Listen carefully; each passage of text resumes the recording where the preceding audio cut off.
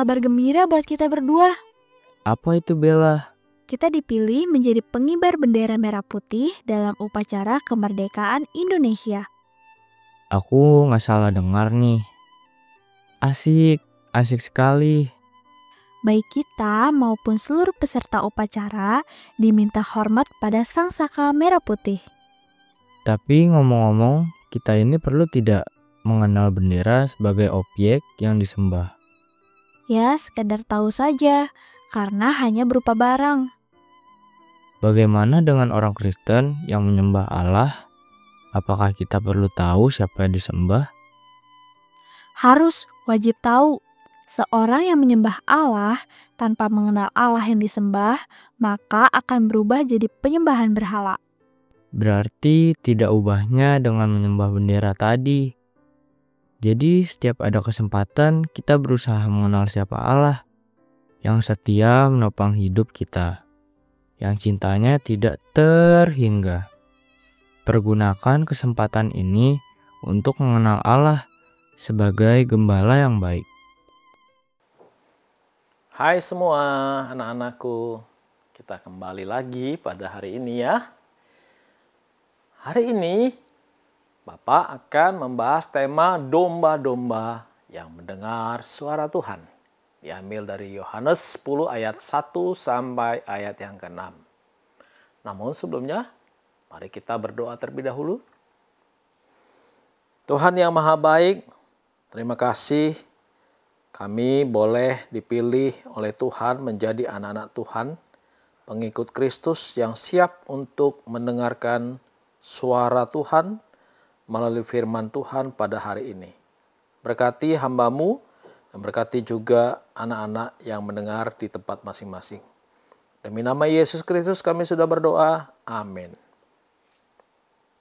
Nah, anak-anakku, setelah kita mendengar cerita tentang bagaimana orang yang terlahir cacat itu mengalami kesembuhan, bisa melihat kembali, merasakan anugerah Tuhan. Hari ini cerita kita beralih tentang gembala dan domba-domba. Ya, kalian siap mendengarnya? Ya, Bapak harap kalian mempersiapkan hati ya. Nah, ceritanya begini bahwa domba itu adalah binatang yang lemah, anak-anak ya. Domba itu adalah binatang yang penurut. Namun domba juga adalah binatang yang matanya kurang jelas dalam melihat, sehingga kalau berjalan perlu dituntun. Dituntun dari depan dan mereka mengikuti dari belakang. Ya. Mau cari makan ya, mereka harus dituntun ke padang rumput. Mau berjalan supaya mereka tidak masuk jurang, mereka harus mengikuti gembalanya. Apapun yang mereka lakukan, mereka perlu mendapatkan tuntunan. Nah, anak-anakku, ketika mereka kembali ke kandang pun setelah seharian ke padang rumput mencari makan, maka ketika mereka selesai cari makan dan kembali ke kandangnya, mereka dituntun supaya masuk lewat pintu yang benar, ya. Takutnya mereka keliru, masuk ke pintu yang salah, ya. Nah, pada waktu mereka kembali ke kandang untuk masuk melewati malam hari, mereka dijaga oleh gembala juga. Tetap perlu ada gembalanya. Jadi tugas gembala yang tadi menuntun mereka siang sampai sore makan di padang, itu istirahat. Gembala yang lain ada menjaga domba-domba. Jadi domba-domba ini tetap di dalam perlindungan dari gembalanya. Cuman sudah berbeda gembalanya ya. Nah, masing-masing gembala mempunyai tugas yang berbeda-beda. Gembala yang bertugas untuk menjaga dari malam sampai pagi, dan gembala yang membawa domba-dombanya pergi mencari makan dari pagi sampai sore. Ya, gembala yang menjaga domba malam hari itu bertugas untuk di sekitar pintu tempat kandang para domba-domba. Ya, para gembala-gembala ini ketika mempersilahkan domba-dombanya masuk lewat pintu, mereka mempersilahkan. Nah, kalau sudah pagi, mereka mengeluarkan domba-dombanya. Mereka menyebut nama domba-dombanya. Ya, lucu ya. Domba punya nama. Ya, domba juga perlu nama, anak-anak. Dan mereka akan dipanggil menurut nama, dan domba tersebut mengenal suara gembalanya. Karena setiap hari si gembala tadi menyebut nama mereka. Jadi mereka mendengar suara gembalanya. Ini gembala yang asli atau bukan? Ya. Nah, kalau gembala yang asli, mereka mau dengar. Tapi kalau gembalanya adalah gembala yang palsu, orang asing, mereka tidak mendengar dan tidak mau menurut kata gembala itu. Tidak mau keluar dan tidak mau dibawa. Nah, gembala tugasnya menjaga pintu kandang dan tidak mengizinkan orang asing, orang lain masuk untuk mengambil, mencuri domba-domba miliknya. Nah, gembala juga bukan hanya menjaga domba-domba dari orang asing, tetapi menjaga domba-domba dari hewan buas di sekitar kandang domba. Ada ular ya, yang mendesis jalannya pelan-pelan, yang siap untuk mencelakakan. Ya, ada juga serigala ya, yang punya taring yang tajam dan kuku yang panjang-panjang, yang siap menerkam domba-domba itu. Ada juga rubah dan macam-macam jenis binatang buas yang mau merampas kawanan domba.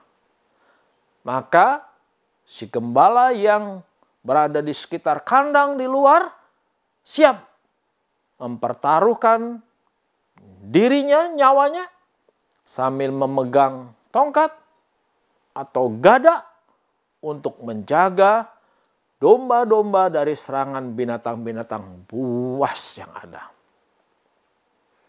Kadang-kadang ada pencuri yang datang bisa melompat juga.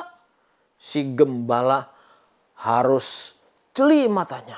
Jadi kadang-kadang ketika gembala itu tidur, dia tidur tetapi dalam keadaan yang sadar, anak-anak ya. Jadi nggak bisa tidur lelap sambil ngorok dan ketika ada suara tidak mau terbangun. Tidak begitu. Gembala ketika ada suara yang halus, suara yang kecil, yang mau berbuat jahat terhadap domba-dombanya, dia harus waspada. Ya anak-anak ya, gembala yang baik menjaga domba-dombanya dari tindakan jahat, pencuri, dan hewan-hewan buas yang ada di sekitar kandang. Gambaran gembala ini anak-anakku adalah berfungsi untuk menyadarkan kita. Ya, ada makna dari gambaran gembala yang diberikan oleh Yohanes dalam kitab ini.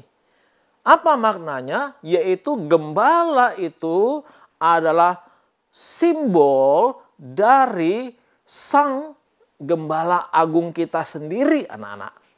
Kalian tahu siapa gembala agung kita? Ya benar, Tuhan Yesus adalah gembala yang agung.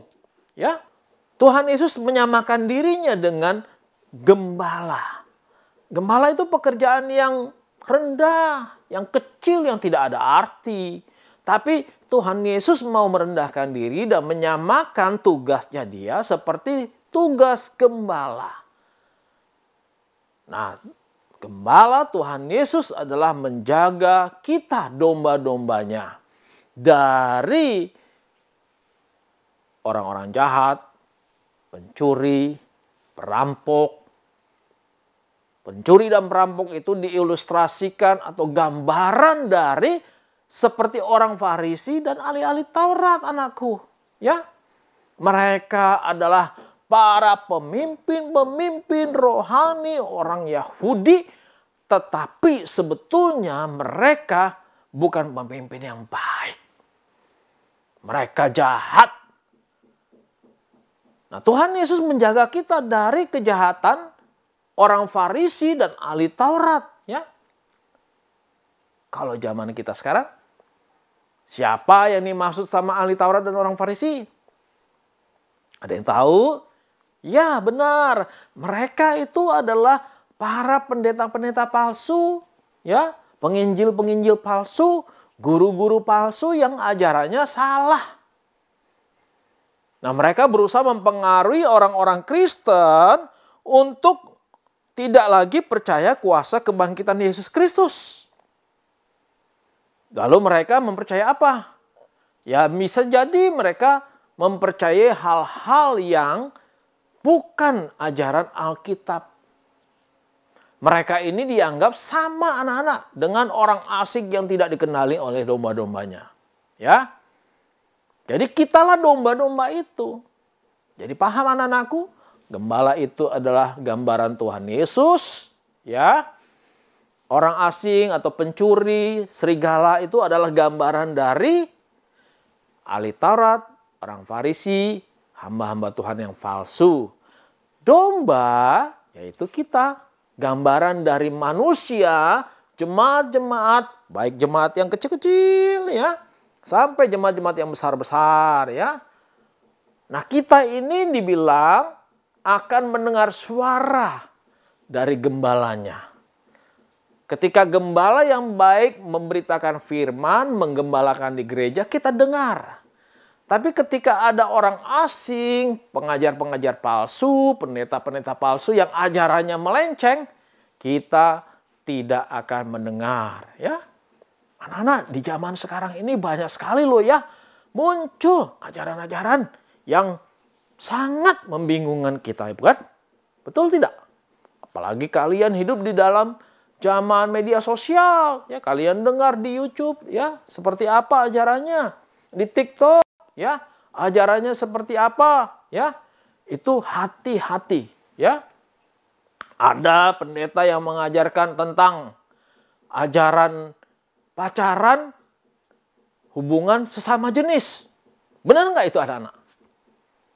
Laki-laki dengan laki-laki dinikahkan. Perempuan dengan perempuan dinikahkan. Oh, ajaran itu bukan ajaran Alkitab. Mereka inilah yang dimaksud sebagai gembala-gembala yang palsu, pencuri-pencuri, orang-orang asing. Ada juga para pendeta-pendeta zaman sekarang yang mengajarkan tentang hanya soal kekayaan, lancar mengikut Yesus, sukses. Kita tidak akan menjadi miskin kalau mengikut Yesus, kita akan selalu kaya. Kalau mereka mengatakan kalau kamu miskin ya, berarti kamu ada dosa. Nah, ajaran ini tidak alkitabiah. Karena Yesus sendiri mengatakan bahwa barang siapa mau mengikuti Yesus, dia harus menyangkal diri, memikul salib, dan mengikut Yesus. Kadang-kadang kita mengalami sakit penyakit, ya, kesusahan, penderitaan. Tapi kalau kita berdiri teguh, iman kita kuat, maka kita bisa menanggungnya, ya. Jadi kita bukan berdoa untuk supaya penyakit hilang. Tapi kita berdoa supaya kita mendapatkan kekuatan pada saat menanggung sakit penyakit. Nah, inilah ajaran Alkitab yang diajarkan oleh para pendeta-pendeta yang baik. Nah, Bapak harap kalian sebagai anak-anak Tuhan harus jeli mendengarkan firman Tuhan. Dari berpetualangan dalam kerajaan Allah yang setiap hari kalian dengar, kalian mendapatkan manfaat rohani, bukan? Ya, Bapak percaya kalian akan mendapatkan manfaat rohani. dijaga terus hatimu dengan kebenaran firman Tuhan. Mari kita bersatu dalam doa. Tuhan, kami bersyukur Engkau adalah gembala kami yang selalu menjaga kami. Terima kasih Tuhan Yesus, biarlah kami boleh berjalan selalu dalam kebenaran firman Tuhan. Kami sudah berdoa dalam nama Yesus. Amin.